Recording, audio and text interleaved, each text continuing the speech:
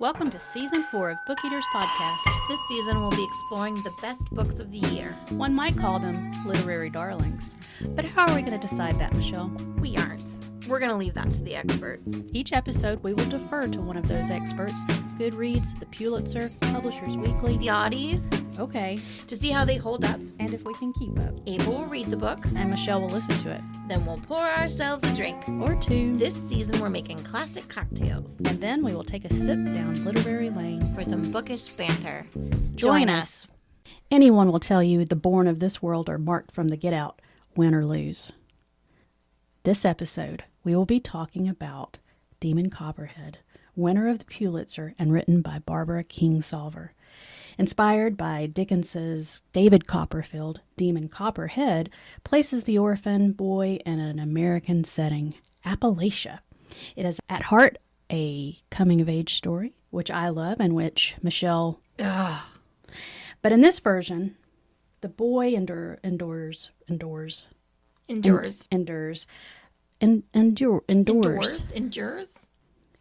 Goes through some shit, such as poverty, neglect, physical abuse, all while trying to navigate to adulthood and decide who he will be.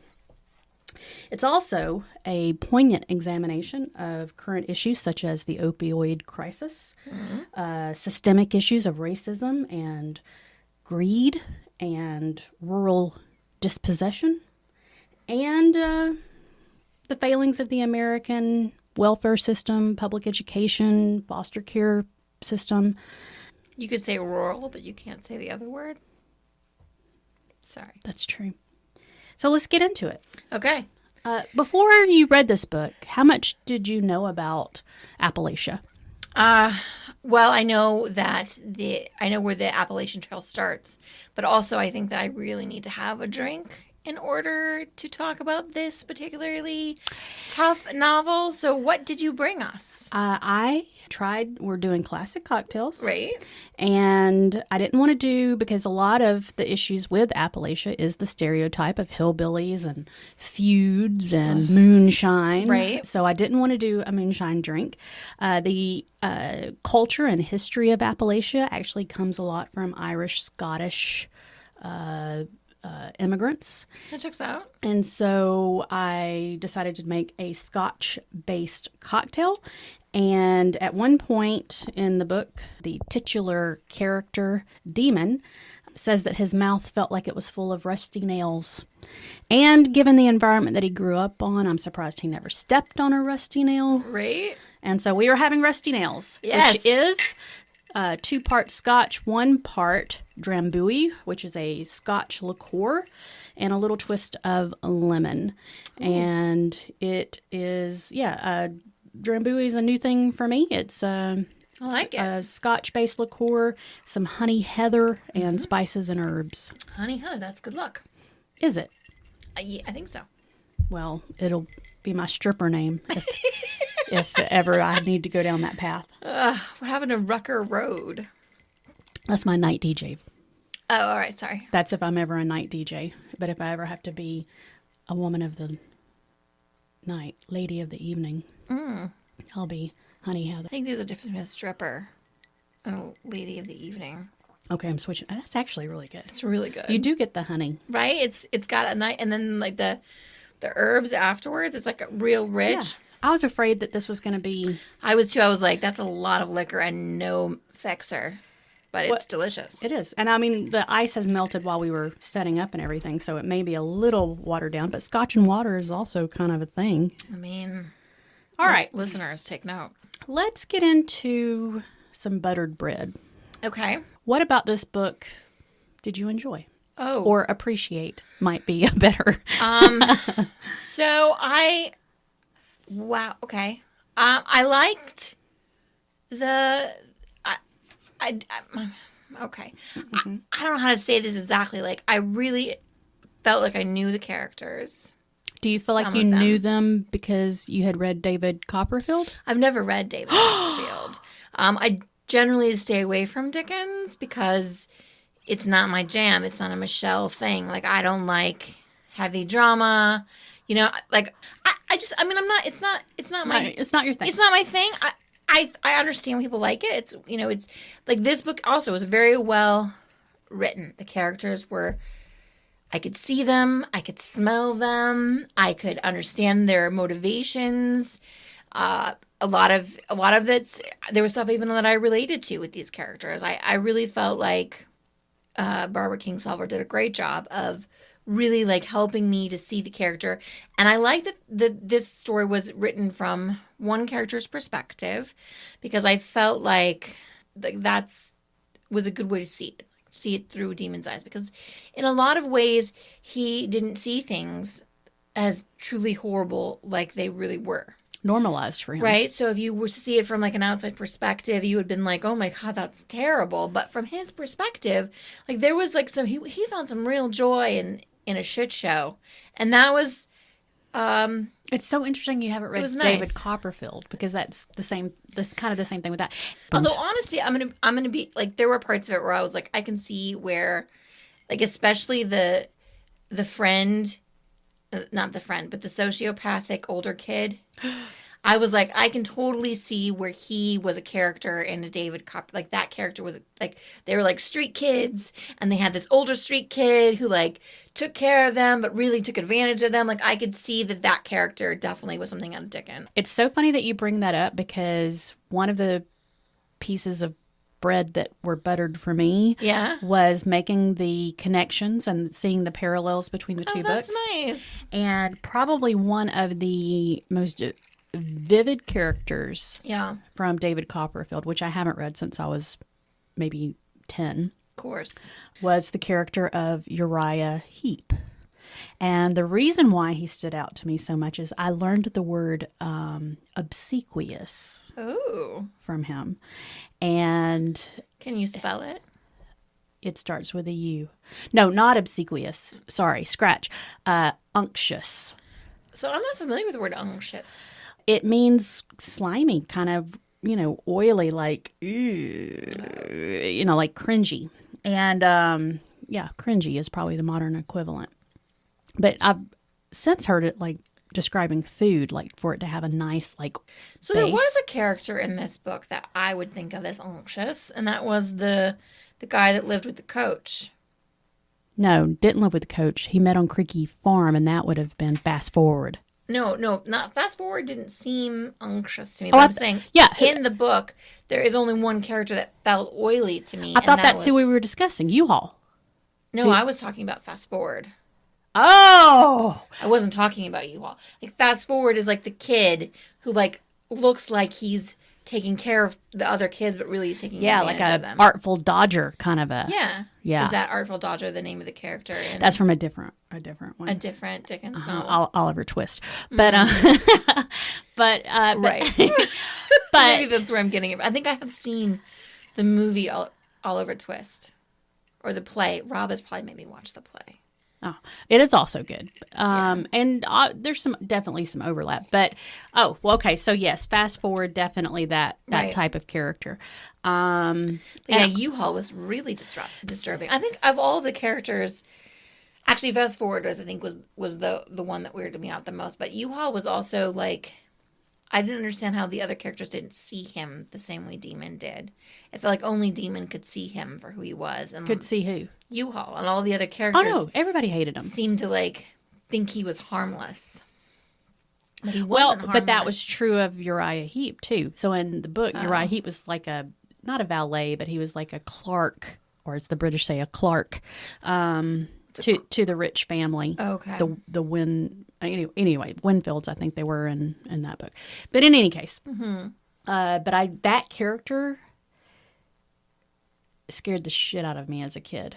Yeah. And so recognizing that that's who U-Haul was like, oh, I get, this is David Copperfield. And then all of a sudden I realized that Demon Copperhead. You didn't know that going in? No. I was totally confused about the title of the book. Absolutely did not know that going in. No, I didn't know that it was a retelling of David Copperfield. Oh, so I totally knew that going in. Oh. But I mean, it quickly became obvious. I don't know why I knew that. I think because I looked up the book. Yeah, you're more of a preparer than I am. Also, about the book. I will say I thought the writing was fantastic. I thought it was good too. As in David Copperfield. There was the stylistic choices that she made, telling it from that narrator, one person's point of view. And it was really true because he was a minimally educated, Right. Navigated his childhood with very little oversight, supervision, guidance.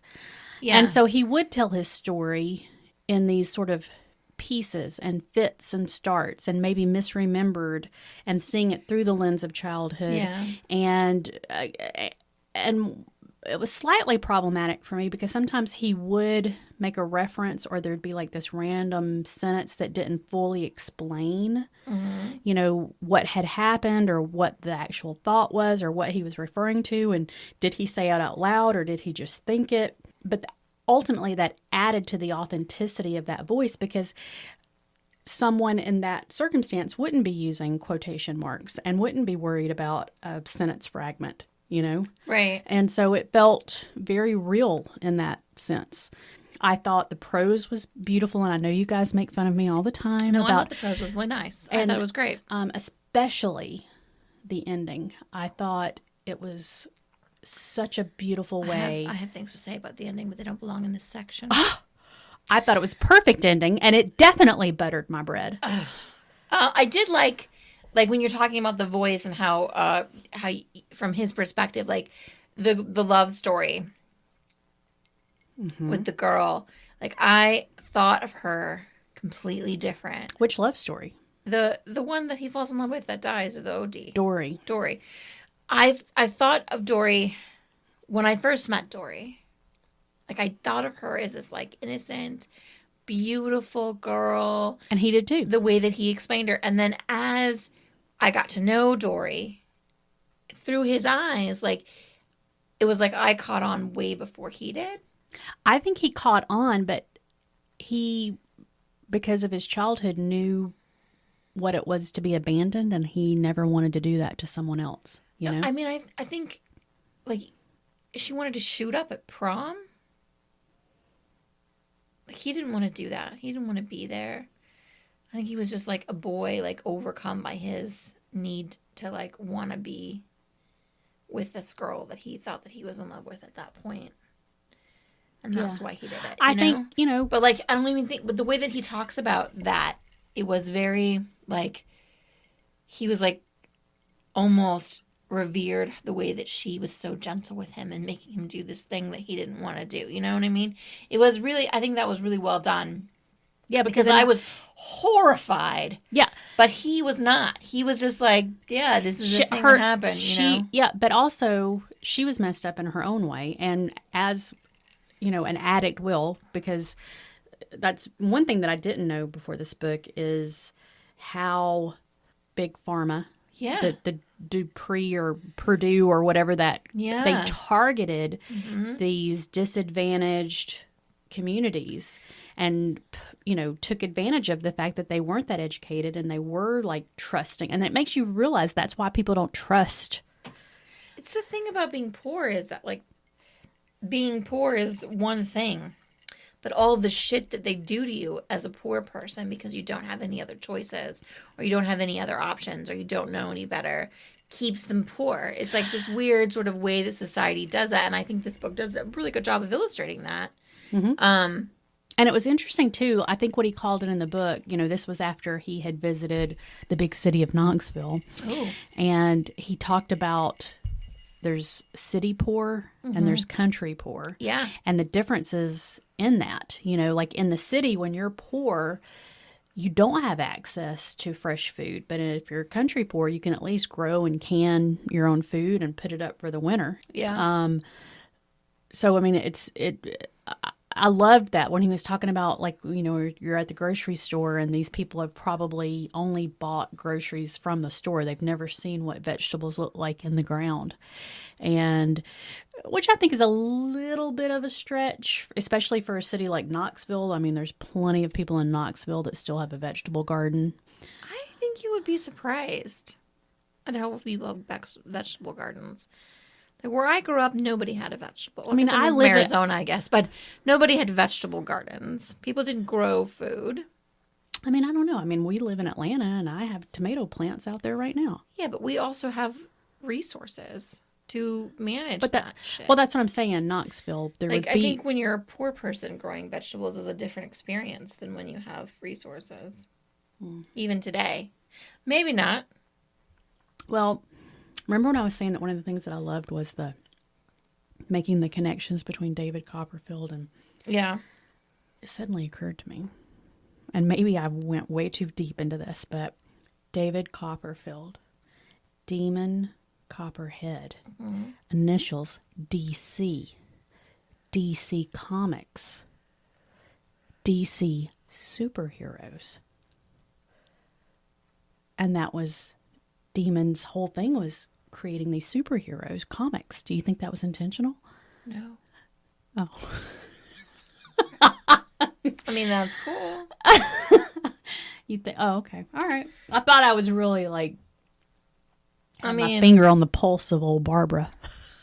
I mean, I think that she was just trying to do a thing off of Demon or David Copperfield, and then Demon Copperhead. Copperhead's a snake.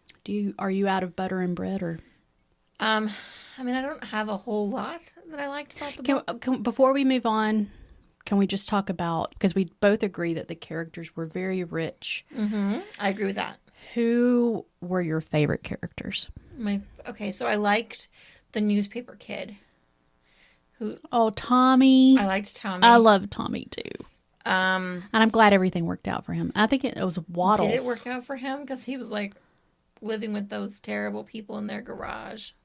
Yeah, but at And the end of the book, invested in their stupid. Remember he had that online relationship, and then they Well, that's finally right, he moved. He moved out. He moved out to with Pennsylvania, this girl. and his family loved him. That's Her true. family that he was so afraid would judge him from That's good. and it all worked out. Yeah, no, I like that. I liked him. I liked his story. I was, somebody made it out. Nothing warms me more than people that can hold on to kindness even when they've been mistreated. Yeah. I think those are the heroes and the strongest people. And I have such respect for that. Yeah, I liked him.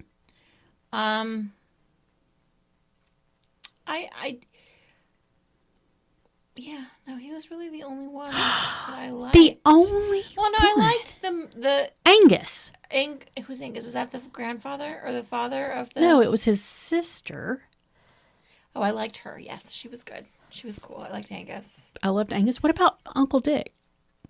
I liked the parents of the next door neighbors that he sort of lived with for a minute. Oh, the Peggotts. The Peggotts were good. I liked the Peggotts. I mean, at first I kind of liked the younger Pegott, but then he got on my nerves. Maggot. At first I liked Maggot, but Maggot Look, got on he my was going through nerves. his own things. He was going through his own shit, I think I guess he just needed to get laid or whatever. But I don't know. I loved Uncle Dick. Which one was Uncle Dick? The grandmother, her brother. Oh, her brother in the and wheelchair. he'd write all the words on the kite from the books that he was Yes, reading. and then, loved that. I loved that. And all the girls paid special attention to him. And Yeah. Mr. Armstrong, the teacher, he was so great, like in his own way. Yeah, and the art teacher. She was She was good cool, too. She was good, but I liked him better because he was like subtly opening their eyes to things that if he'd just come around and said it, they would have rejected it. But he was. That's what teachers should be, Yeah. But my probably least expected favorite character was Haley. Which one was Haley? When he, Demon, was living with the Macabres. Oh, the child. Yeah, that like snuck him food. She was, And, I think I just liked her. I just liked that character. She had a kindness in her too that didn't really have a reason to be there because her parents were so crazy and selfish and absorbed, So she could have come out the same way, but she wasn't that way. Yeah, she's all right. They were all right. Kids are kids. I thought it was great. So, bathwater. I didn't like the ending. I felt like it was rushed and wasn't really an ending. Like, it was like you know what I mean? Like, it didn't have any kind of like closure for me, really. Like, What? I don't know. I guess like there's a part of me that didn't necessarily believe he makes it out or that he does anything with his life. Well, whether or not he's the hero of his own story, Yeah, I needed to know that. or that's what. No, That was that's the the thing whole. with it. That was the whole point of David Copperfield. Is that's how David Copperfield starts. Is I can't remember the exact quote, but am I the hero of my own story or not? Let's put these words to paper, and you can tell me. Well, I mean, where we had ended, I don't know. I don't know. I don't know what happens. You know what I'm saying? Like, it Well- left me in a place where I was like, sort of like, Michelle. As Meh. with movies and other books, sometimes the ending is ambiguous. I don't like an ambiguous ending. I don't like it. I don't like an ambiguous ending. I mean, that is. I don't even think it was that ambiguous. It left you space so that whatever you wanted the outcome for Angus and Demon to be, you could have that outcome. Jesus Christ, they're brother and sister. I did not want They them to were get not brother and I sister. did not want them to get together. I don't know why it is. Is it just me that thinks it's okay for men and women to just have secular relationships? Or does every relationship have to be evolved around love and sex? Like, I really hated this whole concept that they were going to get together in the end. I didn't like it. I don't like it. I don't like it. I'm out. I didn't want that. I did not want that. Okay, first of all, I didn't want it. First of all, the fact that their relationship started out platonic, to me, is a beautiful thing. Friends to lovers is my favorite trope. That is not what happened here. They weren't true brother and sister. They didn't They even were- know each other till they were already in puberty. They were family. They lived in the same house. They were family. They had a familial connection. They were family. I felt like they were family, and it bothers me. It bothers me that they got You felt like it was together. incestuous? It felt a little incestuous. I did disagree. Now, one of the issues that I did have with the book, It's not just that, like, they have the same grandmother. they don't have the same grandmother. They have the same grandmother. They do not have the same Just because the grandmother. grandmother is not biologically her grandmother, it's still her grandmother, and it's biologically his grandmother. They have the same grandmother. Oh my goodness, no. Yes. No. Yes. I reject all of this. Her mother was adopted by his grandmother. She wasn't adopted. She was raised She as was- a foster child. She was raised by his and grandmother. it made it very clear that she'd met the woman like 3 times. She called her my grandmother. No, she didn't. She did. She did not. She did. I'm telling you, they were family. It's weird. It's weird that they get together at the end. I don't like it. I don't. I'm not a fan of it. I will say, and I tried to reflect on this quite a bit because I am concerned that I'm getting old and stodgy. But one of the things that made me uncomfortable. You poured my drink a hell of a lot longer than yours. I just don't know. I only made 2 servings each, so I don't know Okay. why it's still coming out. So, okay. So, I was a little uncomfortable with Demon's early onset sexuality.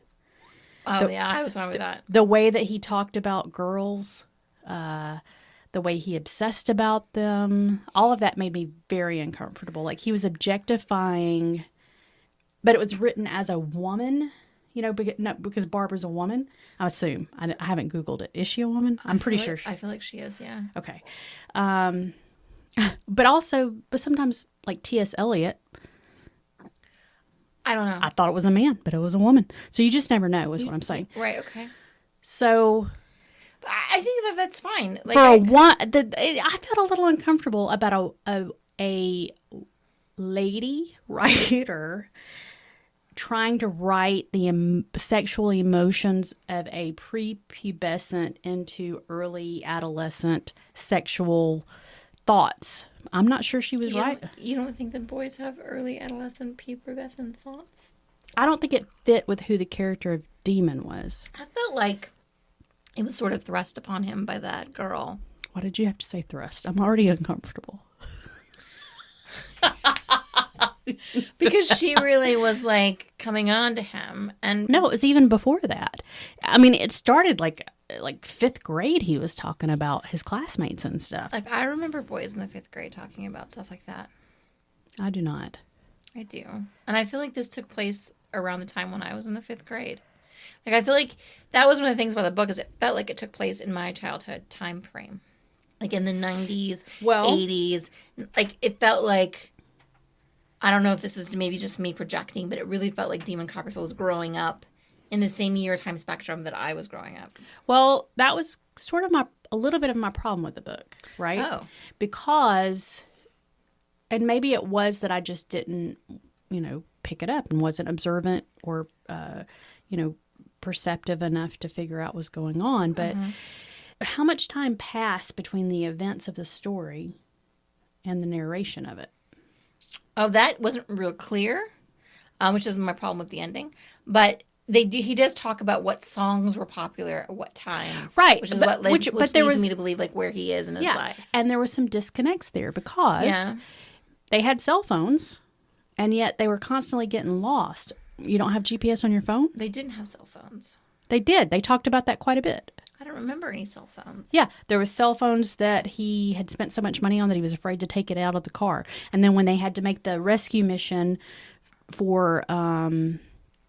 Which is because they had cell phones doesn't mean they had MapQuest on the cell phones. So, like, we had cell phones in the 2000s, oh, maybe that's but the we difference. didn't have GPS. Maybe that's the difference. That didn't happen until much later. I didn't get a cell phone until, 2016, so I don't... Oh, there was a time frame I only had smartphones. I didn't... when cell phones existed, like flip phones. Okay. All right. When we didn't have map apps. When we didn't have GPS. Okay. Now that makes more sense because I never knew those days when you just had a phone that couldn't do anything. Yeah. I didn't have a phone then. But also, back to the whole people don't grow tomatoes in Knoxville. I'm going to put that on a t-shirt. There was he was talking about the whole time he was in Knoxville and he never saw a lightning bug. That's not true. I don't know. I didn't see lightning bugs when I was in Knoxville, but it may have been the time of year I was there. It was the time of year we were there. Think about it. We're on the outskirts of Atlanta. We see lightning bugs all the time. I'm sorry. There's no way that you could live in a city. No, there are still, anywhere there are trees, and plenty of, in a big city, including Knoxville, there are plenty of houses that have trees around them. I mean, I don't know anything about lightning bugs. I just can't believe that there would be any situation in the world where maybe they were heavily using DDT to keep their lawns clear of mosquitoes. I don't know. Times were different in the early 2000s. Okay. Maybe there were no lightning bugs. I don't know. I feel like this was probably late 90s going into the early 2000s. That's what I was thinking. But we don't know because the book doesn't make that clear. And there was that whole thing where, he and Tommy, who we both love so much, were like creating these comics and they were doing very good. And then he got this book offer and he tells the Peggottys that he's going to be the Peggotts. It's Peggottys and David Copperfield. That he's going to write a history book, and his grandmother. And so they're respecting. Is the book that we're reading the history book that he eventually wrote? We don't know. I don't think so. That wasn't my impression. But then the whole point of him going back and then Armstrong's, what's her, Sheila, the wife of Armstrong, Mrs. Someone. Right. She goes into labor and she can't help him with his book contract and all of that. But did the book ever get made? Are we reading the book? No, that book was cartoons. That was not like no. It was two different things because at first it was she helped him navigate getting his comic strip into the local paper for more than $10 a strip. Yeah, but But then he got a book deal. It was based on his online. Graphic novels. But we never graphic novels. They weren't real books. Yes, graphic novels, but we never find out what happens with that. It's because the ending sucks, and they left this in a freaking place. Well, and we don't know what's going on with it. I feel like there was probably a purpose and an artistic choice that she made that I just was not discerning enough. I feel like there was some editing decisions that were made, and they just felt like we didn't need to know that. Okay, well, Barbara, I know you're listening. If you could just clarify this one point for us, we would be super grateful. Yeah, that'd be great, Barbara. Maybe tell us how the book ends. That'd be swell. Last little thing that I kind of wanted to talk about. Okay. Because I thought about you so much in this book. Me? Mm-hmm. Oh, because of the foster? Yeah. Yeah, because like there was no, like every foster parent in this book was like a horror and show. that is a problem. And I was like, what? That's Everyone is bad? All foster parents are nightmares? not just foster parents, but this is one problem that I have. Every adult? This is one criticism I do have the coming of age genre to speak to. I love the genre, but all adults are bad. This is true in films too, you know. But not all adults You are bad can't- because the art teacher was fine. And the other teacher, the Armstrong, whatever, those teachers were fine. And the Peggotts were okay. All I'm saying is, like, they really, every single foster parent of every, like, example not just the, well, I get why you was horrible. I was like, you know and what? exploitive. No one wants to be a foster parent if you can't, like, that's the thing, right? Like, it's not just this book. It's like every book. There's never, I mean, except for the one with the guy from the show. What is the superhero? Who Shazam? Except for Shazam. Shazam is DC. Shazam is David Copperfield. Demon. right. Okay. He's a DC. Except for Shazam, Is Shazam a DC character? It is. Yeah. I never. I am on to something here. I never see like foster parents portrayed as anything but people who are taking advantage of the system. Yeah. People who are taking advantage of the money. They just want the money. People They're who sexually don't care. abusing. They just want like to groom. They just want to use the kids for free labor. Like this, and then also not just them, but also the people who work in the foster system. That's what I wanted to know about. Also, like super represented. Every caseworker is always checked out. Even the one that was like nice, that was like she wanted to do something else. I have worked with quite a few caseworkers, and they were wonderful people. And it really upsets me that for whatever reason, even in Shazam, right, they're always like portrayed as these people who just don't give a shit. Well, I think it's they because absolutely do give a shit because they do get paid pennies, as he says. They don't make any money. Well- and they have to like have degrees and shit to be in that position. So Okay, like but- these are people who care. but And some of them don't care. I'm sure there's bad apples out there. I'm sure there are terrible foster parents out there. I'm sure that there are terrible foster stories. But there are also great foster parents. And there are great caseworkers that really care about the kids and are really doing everything they can to make sure that these kids are well taken care of and well treated and that they're having the best for them. It's an impossible task. And it's a horrible system, and there's not enough people involved in it. But who would want to be involved in it when they're vilified constantly? Like, you know what I'm saying? Like, it's just like dentists. I definitely have like a pet peeve there Well, about it, but it's fine. Okay. Number one, this is why I wanted your perspective, because you have firsthand experience with it. But for me, the question that I go to, the assumption that I make is that it is a fucked up system. It is heartbreaking every single day. What kind of person could do that year after year, decade after decade, and not lose, it's self-care. At some point, just like Miss Barks, the one who was like, no, I just want to teach. I don't want to do social work anymore. I just want to, Sure. I love children, but I don't want to Get do out. this job to love children. But that's But what does it say about the people who stay in it? I there's think a you lot have of to assume professions that are like that, though. Like, think about people who work in the oncology, facilities. which I have Oncology, done. or like I'm thinking about people like who are dying. What is that called? People who work in Hospice. Hospice. People who work in hospice. Can you imagine what kind of trauma that is on you daily? That these people are gonna die, and they're all nice people, and they're, you know what I'm saying? Like, No, I mean, and the trauma and the constant, but they do it because they feel compelled to. They feel like they need to do it. I mean, that's not why. well, I mean, the Everyone difference. does it, but yeah. The different. Okay, because I am 100% sure, and I can say this with a little bit of authority because of my background in healthcare. I could easily do hospice care. I could easily foster animals that are senior animals that are going to die. Yeah. I can do that because you're giving them a gentleness at the end, and there's an end date.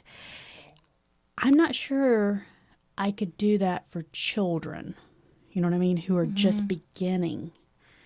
You know what I mean? It's a different kind of thing. I know what I'm capable of, end of life. I can do that. Right. Well, I'm just saying that, like, But to deal with someone, just the idea that everybody who's in the foster, who takes in fosters, is either using those kids for labor, right. or for extra money, or Well, I challenge you, I get that. I mean, Michelle. I'm not just talking about myself. Like, Okay. I know that I know other foster parents, Okay. and they are all good people, and they are doing the best that they can, and they are working as hard as they can to make sure these children have good lives. And it frustrates me to constantly see them. I mean, that's all I have to say about it. Well, this is why I wanted to ask you that, Michelle, because you know what? And I'm going to challenge you. Okay. The story that is missing, the story that keeps getting retold, is that trope of exploitive foster parents that either just want the money or to somehow abuse and exploit the children. So the story that needs to be told is a heartwarming coming of age tale of So they do kind how of foster parents can turn around the life of a child. Most foster parents are like the Peggotts, right? They're a family member who gets sucked in temporarily, and I'm doing that in quotes, right? Because that's what happened to Peggotts. Like, most foster parents are those people. And I think that the Peggotts are not bad people. So, but they did also get portrayed as kind of, I don't know, like, I just wish. My problem with the Peggotts, the Peggotties, is that they pretended. That's my problem, is that they made Demon feel like he was part of the family until it was too much for them, and then he's not part of the family. And he was uninvited to things, yes, too. Like, that because was he would hard. have been so much easier than Maggot, but Maggot they stayed loyal to. Because he was their blood. The actual, but you know what I'm saying? They made him feel they were the same, but they clearly were not the same. And that's why I'm really bitter. I get that, but I also feel like they were doing the best they can with the situation. Yeah, but why pretend that they treated them the exact same? Because there was a lot until of, times got hard. Like, there are a lot of, you know what I liken it to? Like, my friend Rachel, her parents, when I would be over there. Neenerhead? The Neenerhead. Her parents always kind of treated me like family. They were super, I'm going to cry because they're gone now. But they were like super nice to me all the time. And because I wasn't theirs, but they were always nice to me. Like, she kept, like, drawings I did from when I was, like, you know, young or whatever. She had them, like, in, right? Like, but I wasn't their responsibility. Just when I was in their home, they wanted to. She was from West Virginia, probably that's why. They were very welcoming. They were very welcoming people. They wanted you to feel like you were at home with them. Do you know what I mean? I feel like that's okay. But there's a difference between someone else's else's kid feeling at home in your home and then taking full responsibility for that kid. That's not the same. No, agreed. But think about your feelings that made you cheer up, that made you feel so included. Yeah. Now, something bad happens in your home life. Your parents have kicked you out.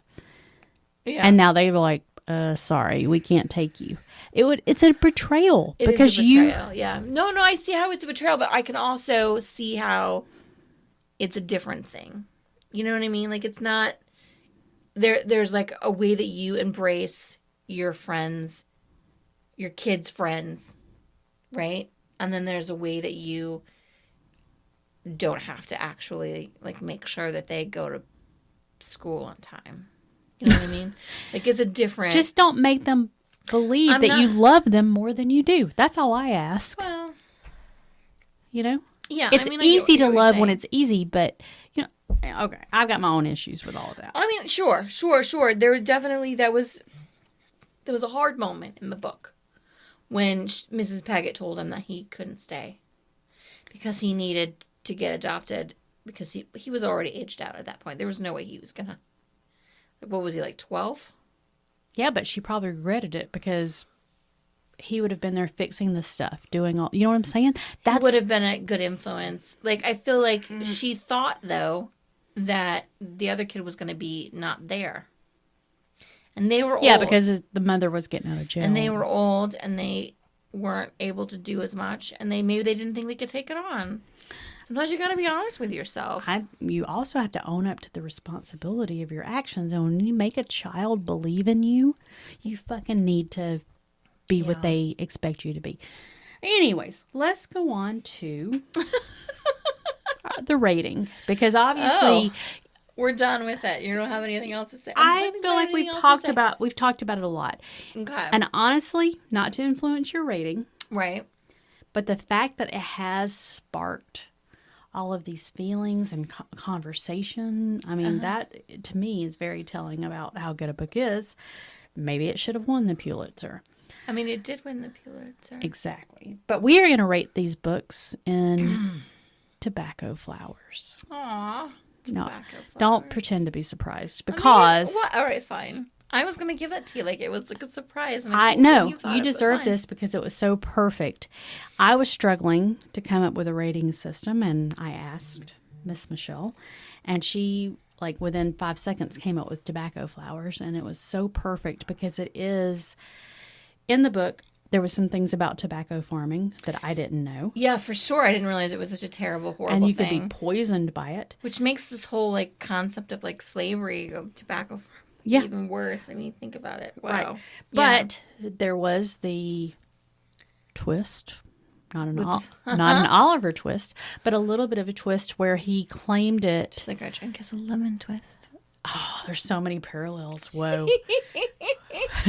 But when Demon and Tommy are making their comic strip, and he comes up with this pseudonym of Redneck, and he's trying to celebrate, Appalachians as their own superheroes. Yeah. And he talks about tobacco farming, and that inspires people to go put tobacco flowers on the graves of people that probably lived very close to the bone of that life, and it was a very, so it's just a beautiful. That was something I forgot to talk about. Oh, just like something I liked about the book was the whole like defense of the Appalachian people, and how we shouldn't be making fun of them because they're in the bathroom stall and can hear you. Oh. I really thought that was great, like because people do make fun of them. It's one of the last vestiges of things because. People still make fun of stupid Southerners, right? Like, that's a thing that is still allowed. Like, fat diabetics, stupid Southerners, for some reason, we're able to still make fun of them, even though everyone else we're not allowed to anymore. So I thought that was really good to, like, they have feelings, and, they're not as dumb as we think they are. I like that. I dug it. I loved sort of, like, one of the most poignant things that it still will make me tear up is like when there's a funeral and people pull over to the side of the road so that the procession can go through. I love those moments. So the readership of this comic being reminded of what tobacco farming, the price that they paid, the cost that their family had to pay. And they very silently honored it by placing tobacco flowers on the graves of their family. So it was very powerful for me. So I think this is the perfect ranking system. I like it. Mm-hmm. And I thank you for it. How many tobacco flowers? Out of 10? Mm-hmm. 6. Okay. All right. 6. I came into it wanting to give it 7, but after our conversation, I'm a 9. Damn. Because that's what a book does, is it does make you talk about it. It makes you listen to other people's experience with it. And that makes you change your opinion of it. And so, yeah. I mean, I can definitely see why 9. This was a Pulitzer winner. Because it does shine a light on many very specific things. The opioid crisis, the plight of the Appalachian folks that live whatever. Like it definitely shines a light on what it means to be a child in the foster care system. Like all that stuff. It definitely shines a light on that. So, I mean, I can see why it's a Pulitzer winner. I just don't want to I don't want to see that. You know why I think it's not a lens I want to look through. And, okay. So that's why I just don't want to see it. But here's what it did, Michele. When we talked about Notes on an Execution. Yeah. You hated that book. I did, but I You thought didn't that like was the content really matter? beautifully written, though. Yeah, but you didn't like the content matter or No. anything. But this book was just as, I would say, even more painful and difficult to read. All the things that Demon had to go through, you know? It was horrible the whole way through. Yeah, being parentified. Like there was literally no time during this book where I was like, oh, I want to read next. It was always like, fuck. And yet somehow. Suffer through it, Michelle. You couldn't do it. Like every time. And yet it did make you think and trust and believe. So, I mean, all right. You know what? I'm staying with my 6. Like, honestly, like, if I was going to recommend this or Notes on Execution, I would recommend Notes on Execution, even though I didn't like that book either, because I felt like that book at least had some amount of, like, entertainment value. This was a lot of horror. Like, the worst kind. But like, also, the human kind. Like, but also truth. Yeah, I don't want truth in my... I want fantasy. I'm a fantasy reader. I want fantasy. I love fantasy. I want sci-fi. I want romance that doesn't end in overdose. I want truth and authenticity. And then sometimes to get away from that, I want fantasy. I feel like we are different readers, you and I. Well, I mean, we always knew this. All right. Next week or month or next month. Next episode. On December 29th. December 29th, you say? Yes. We will be looking at the influence of Amazon as our expert. And we'll be reviewing, discussing, analyzing Never Lie by Frida McFadden. I'm excited about that one. Are you? I am, actually. That looks good. Well, that's good because you're running that episode. Which is a good thing because it's going to be a great book. In the meantime, I hope. Let's bookend this shit. All right, let's do the bookend. Mm-hmm. I'm prepared. Okay. So one of the things that I noticed when I was reading, there was one specific thing where he was talking about produce. Okay. And he said head lettuce. And that made me think of all of sort of, I guess it's like because one of the differences between us is that I did grow up very close to Appalachia. Mm-hmm. My mother's side is very hillbilly on the southern end of the Appalachian Mountains. I grew up next to the Grand Canyon. Yeah, so very, very big removed. Hole in the ground, a lot deeper, removed. Sea level, yeah. But there was a lot of what I call unnecessary compound words growing up, like head lettuce. I mean, what lettuce doesn't come on a head?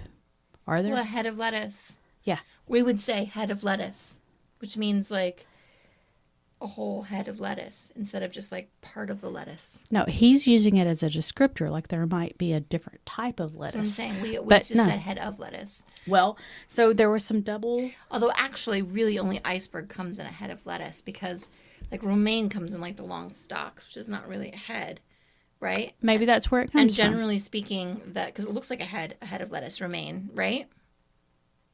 Iceberg comes in a head of lettuce. Romaine comes in the stalks. And then the other kind comes in like little leafy greens. Really, only iceberg comes in a head. But you would never say anything other than a head of lettuce. I wouldn't say head lettuce. I would say head of lettuce. Well, that's what I'm saying. So it's sort of a southernism. It's definitely, yeah. And it made me think of some that I grew up with. It's like missing a prepositional phrase, but yeah, okay. What else? Hose pipe. Hose pipe? Yeah. Instead of just a hose or a pipe? Yeah. I grew up, there was no, yeah. What's a hose pipe? What you water your garden That's with. just a hose. No, it's a hose pipe. Because a pipe is what you would put like... We called it a hose pipe. And if it was super hot in the summer, we could, instead of water in the garden, we could bring the hose pipe out and spray each other down with it. Seriously? Yeah, hose pipe. Okay. Loaf bread. Instead of a loaf of bread. Well, we just said loaf bread. So we would say loaf of bread. No. Because that means the entire loaf of the bread, not just like a piece of bread, but like a loaf of bread. Sweet milk? What is sweet milk? Is it like buttermilk? No, it's the no. Well, that's what it comes down to, right? Buttermilk or sweet milk. What's goat's milk? We didn't have that. So I only ever said milk, but I did date a guy who was from New Jersey. No, he was from New York. Shit, he was from New York. He was from New York, and he said vitamin D is what he called it. Vitamin D is what he called it. Okay. Anyways, so that got us into idioms. Because right before this episode, I went to visit my daughter, and coming back, I was at the airport and was sort of talking about the podcast. And this guy was from the Brazil. I can't remember. We were at the bar, but I was explaining to him that I had this idea for the bookend where we would talk about not necessarily colloquialisms, but idioms. Okay. And he gave me a great one. Okay, what is it? I don't know the Spanish, but the translation in English is hand of the cow. Hand of the cow? Yeah. And what do you think that means? Shit, I have no idea. It means someone that's super stingy. Why is it Because cow? have you ever seen a cow open its hand? Because it has hooves. Yeah. Yeah. So, but anyways, that's the point, right? Is that there are idioms, and those overlap with colloquialisms in some ways. Okay. Where there's, and also our friend, who shall remain nameless, posted this thing in a chat where, hey, challenging us to create our own. Wait, who did that? Tracy. I didn't want to say it out loud.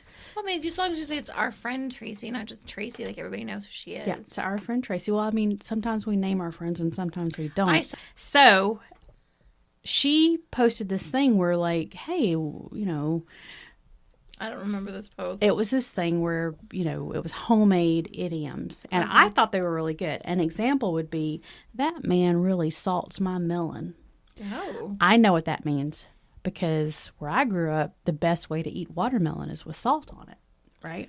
Rob gave me an apple last night, a green apple, granny apple, and he put salt on it. Same thing. And I was like, why would you put salt on this? Like, you took a perfectly good piece of, like, vegetable, like, fruit that's, like, good for me, and you made it bad for me. He was like, that's the American way. It's a And southern. I was like, oh, it's a southern way for sure.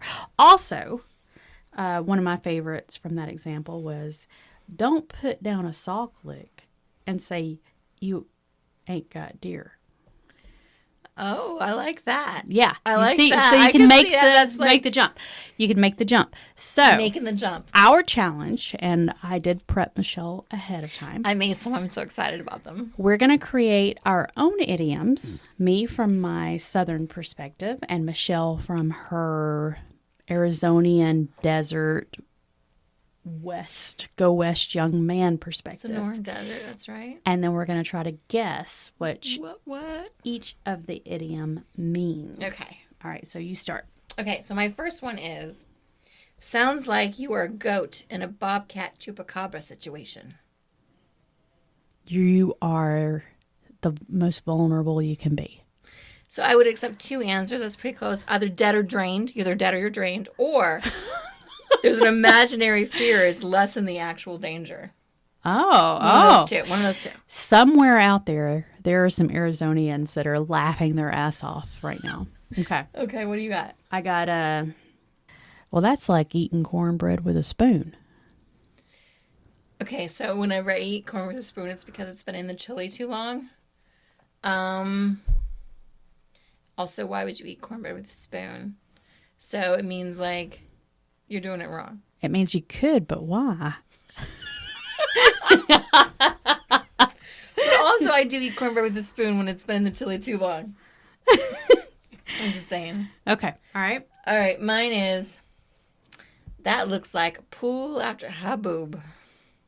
I don't know what haboob is. So haboob is like a giant dust storm that comes through. It's like a dust storm that's like it takes over like a whole, like a giant, like, think of like a tornado. Okay, so that looks like, but like less dangerous than a tornado, but still like just a big wall of dust, just like. Okay, so I'm going to say that either means that looks like you got a lot of work ahead of you, or that looks pretty like ruined. So what I was thinking is like it's dirty, but it's clean underneath. Like, and if you don't get that managed really quick, it's going to be impossible to get out. Oh, that's a good one, and apropos to many things in our adult lives. Okay. If you bring in the hogs, bring in the bucket.